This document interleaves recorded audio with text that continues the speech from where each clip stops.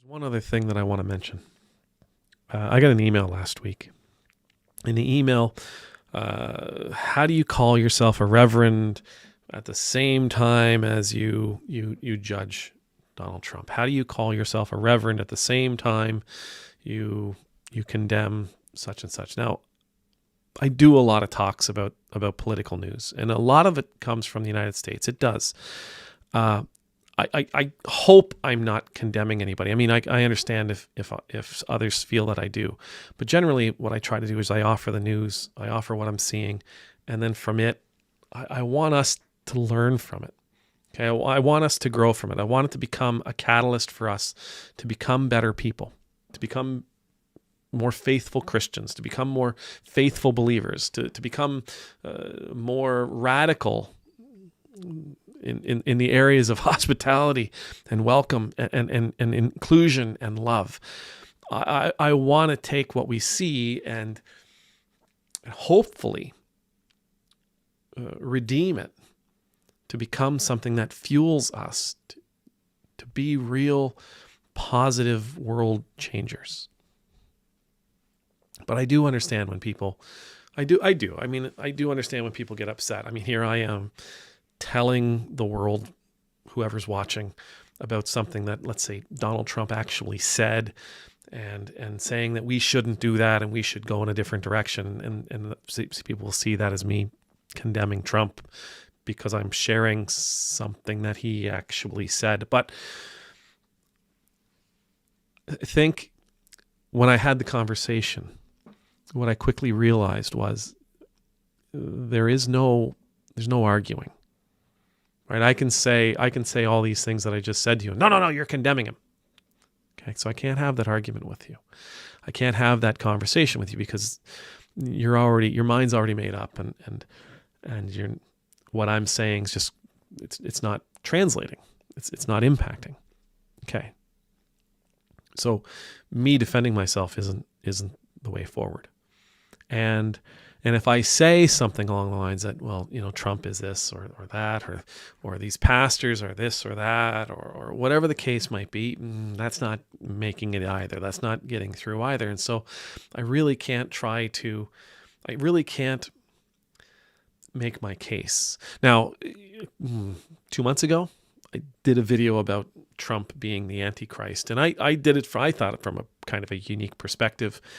I didn't come out and say he is. I just said he's somebody that is taking our attention, and he's someone that's taking us away from the teachings of Christ, and therefore he is an Antichrist. But of course, I got lots of feedback on that. He's not the Antichrist.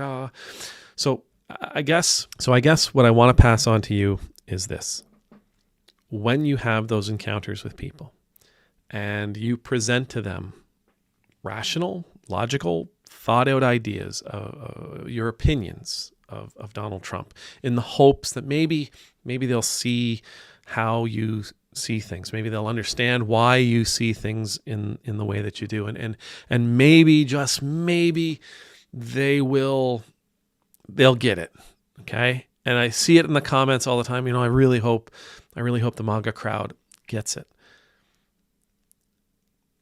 I guess, and this might sound like I'm offering hopelessness here, but just don't.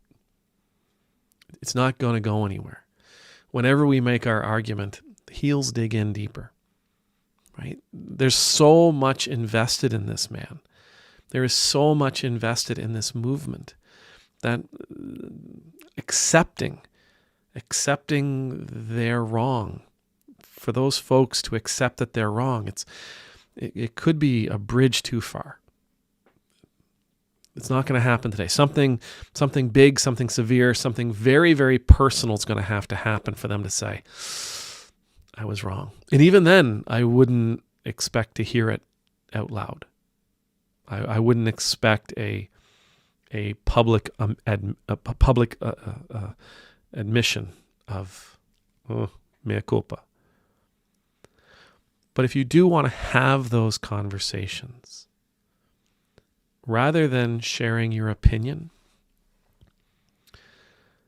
ask them, how does this person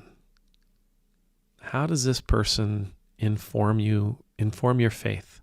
How does this person lead you closer to Jesus? Right? We've heard and just talked about the number of Christian leaders who claim some sort of divine hand upon Trump, who claim some sort of divine inspiration on his administration, divine protection on his administration, that these people are somehow doing God's work. Fine. If they're doing God's work, if they are a gift from God, if they are beyond our reproach, can you please share with me? How does their presence, how do their policies help you in your faith journey? How are they helping you spiritually? How are they leading you closer to Jesus Christ? How do these policies, how do these behaviors, how do these words, how do these tweets, these truths, how do these initiatives and these executive orders, how do they bring you closer to the divine? How do they exemplify the life that Jesus calls us to lead? Now, only reason I say this is again, it's not because this is what government should do. No, government has no business. This isn't their thing. This isn't supposed to be their shtick. But for many, they've mixed church and state together, and they've presented this administration as something that is godly. Well, if it's godly, its ultimate purpose is supposed to bring us closer to God. If it's of Christ, its ultimate purpose is to bring us closer to Christ, to encourage us and inspire us to become more like Christ. So tell me, how does that work for you?